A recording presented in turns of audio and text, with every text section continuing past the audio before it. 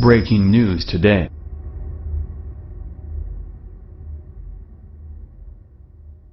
California lady moves to red state, suddenly sends unexpected message to lib friends back home.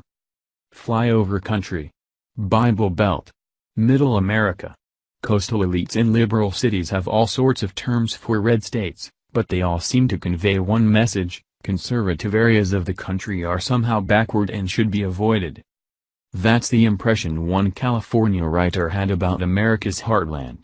Leah Singer never imagined that she would end up in Trump country. But when she moved to Indiana not long ago, her entire perception changed. In an editorial piece published last weekend in the Indianapolis Star, the author sent a clear message to liberal friends back in California and throughout the country: you might be wrong about red states. I used to say I'd never move to a red state. And then I did. And it's changed my life for the better, Singer admitted. As a California girl, the writer explained that the left-leaning West Coast sees itself as a bastion of diversity, but Singer hinted that it was less of a paradise for anybody who didn't parrot the liberal talking points. I was raised in California, where we like to believe diversity is applauded and opportunities abound, she explained.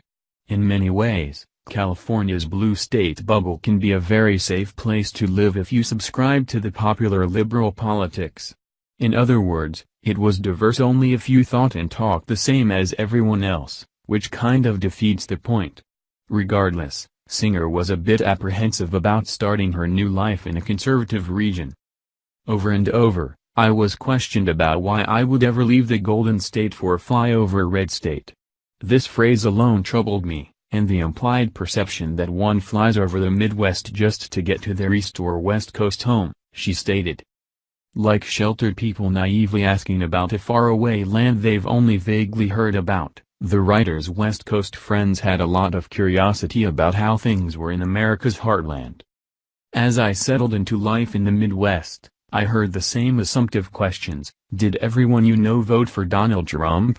Are there African American, Jewish, Asian, LGBTQ people in Indiana? Do people make fun of you for listening to National Public Radio?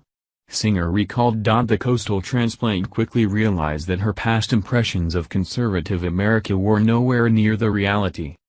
As I got to know my new Midwest home, I realized how living in a bubble and subscribing to the Middle America stereotypes is truly damaging to this country, she explained.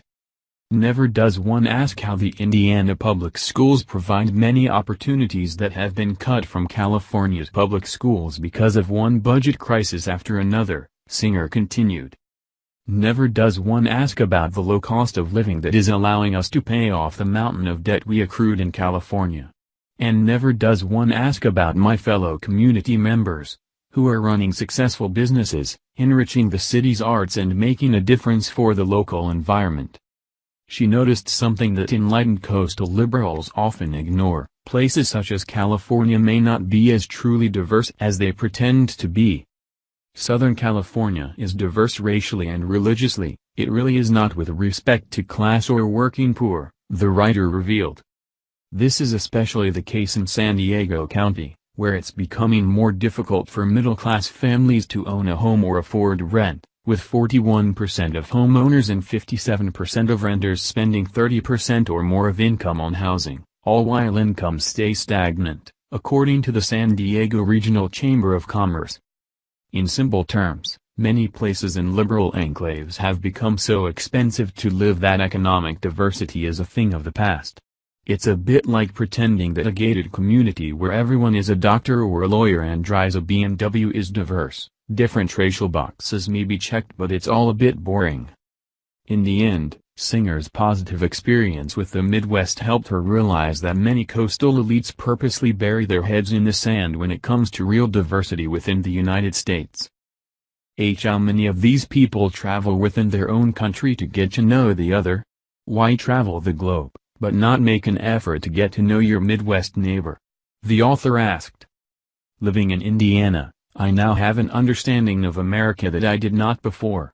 I wish more people living outside the middle took the time to get to know the others living a few states away. I did, and I am a better person because of it, she concluded. She may not completely realize it, but Singer has stumbled upon an important fact.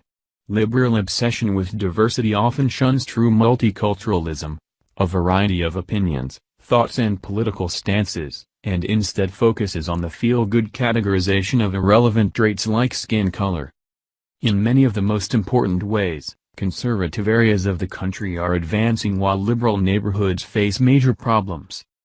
Thankfully, people like Singer are having their eyes opened once they actually escape their bubble. And they're realizing what conservatives have known for decades: small-town America might be onto something after all.